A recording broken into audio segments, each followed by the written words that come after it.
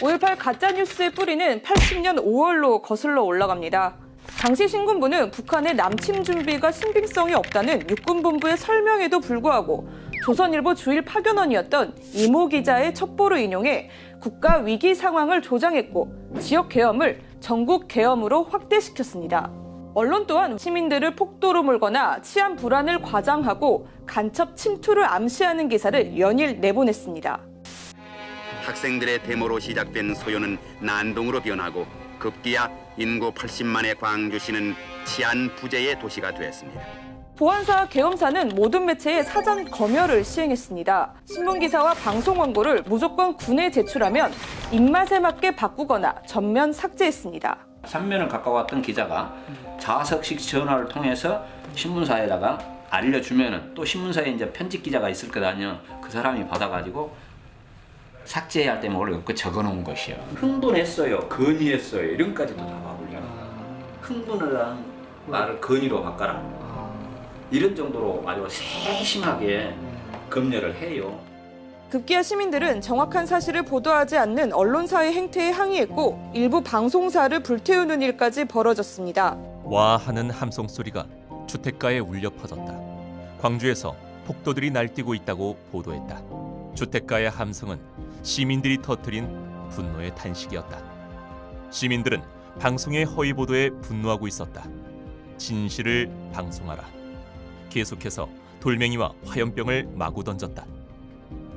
반면 해외 언론은 전두환 군부가 정권을 장악하려고 한다는 사실과 광주 시민이 왜 저항했는지에 초점을 맞춰 보도했습니다.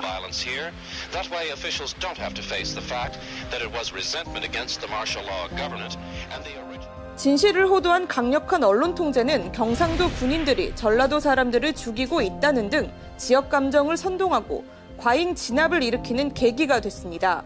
이는 당시 광주시장인 구용상 씨의 증언과 전남 도경국장이었던 안병화 치안감의 비망록을 통해서도 확인할 수 있습니다. 또 K 공작 계획을 세워 언론인을 포섭하고 반대 성향 언론인을 축출했는데요. 이 과정에서 기자 993명이 강제 해직당하고 언론이 강제 통폐합됐습니다. 5월에 진실을 봉인한 신군부는 본격적으로 증거 조작에 나섰습니다. 오공전사와 광주 소요 사태 분석 등의 책을 기술해 5공화국의 정통성을 세웠습니다. 이와 동시에 5.18 관련 핵심 자료는 96년 일괄 폐기했습니다. 85년 6월에는 80위원회, 88년에는 5.11위원회를 조직해 10일 공수여단의 상황 일지 등 각종 군사 기록을 은폐하고 조작했습니다. 최근 밝혀진 5월 21일 오후 1시 도청 앞 집단 발포가 단적인 예입니다. 지금까지는 시위대 장갑차가 돌진하는 과정에서 무전병이 사망했고 이어 버스가 돌진하자 집중 사격으로 번졌다고 알려져 왔습니다. 하지만 최근 전남대 김희송 교수가 공개한 자료에 따르면 버스 한 대가 질주에 들어오고 있을 때 저건 죽여도 좋다는 대대장님의 말씀이 떨어지자 옆에 있던 중대장이 어느 병사에게 실탄 한 발을 주어 즉시 조준 사격 들어온 버스를 쏘았던 걸로 밝혀졌습니다. 당시에 왜곡 은폐된 자료가 오늘날 가짜뉴스의 소재로 활용되고 있는 겁니다.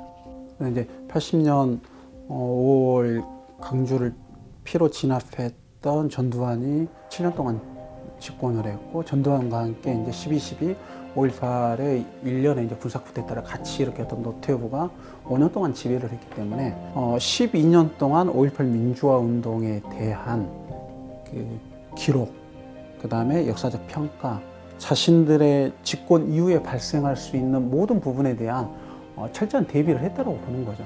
그때 당시 만들어졌던 5.18 바로 이 증거 5.18 자료의 조작 왜곡이 오늘날 가짜 뉴스를 만들어낸 바로 근거가 되고 그 자료가 되기 때문에 바로 그런 것들을 정확하게 조사를 해낼 때 더 이상 가짜 뉴스가 만들어질 수 있는 또 가짜 뉴스가 발붙일 수 없는 그런 기반이 만들어지지 않을까 하는 그런 생각을 해봅니다.